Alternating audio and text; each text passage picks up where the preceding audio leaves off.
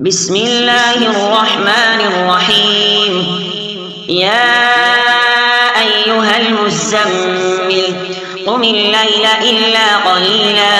نصفه أو انقص منه قليلا أو زد عليه ورتل القرآن ترتيلا إنا سنلقي عليك قولا ثقيلا إن ناشئة الليل هي أشد وطئا وأقوم قيلا إن لك في النهار سبحا طويلا واذكر اسم ربك وتبتل إليه تبتيلا رب المشرق والمغرب لا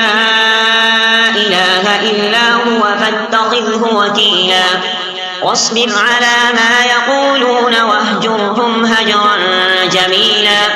وذرني والمكذبين أولي النعمة ومهلهم قليلا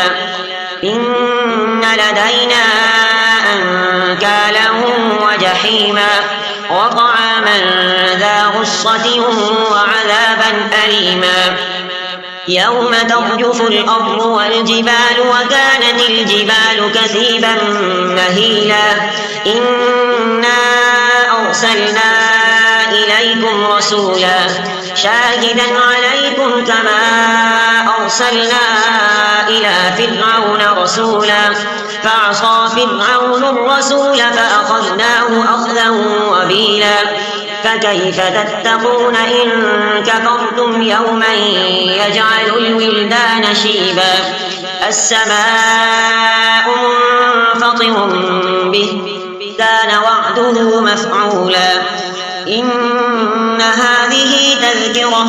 فمن شاء اتخذ إلى ربه سبيلا إن ربك يعلم أنك تقوم أدنى من ثلثي الليل ونصفه وثلثه وطائفة من الذين معك والله يقدر الليل والنهار علم أن لن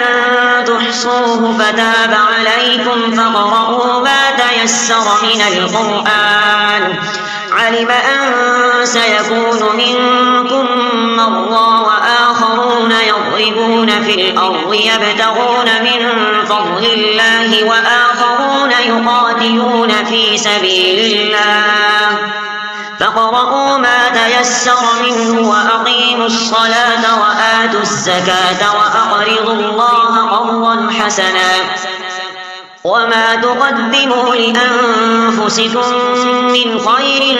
تجدوه عند الله هو خيرا وأعظم أجرا واستغفروا الله إن الله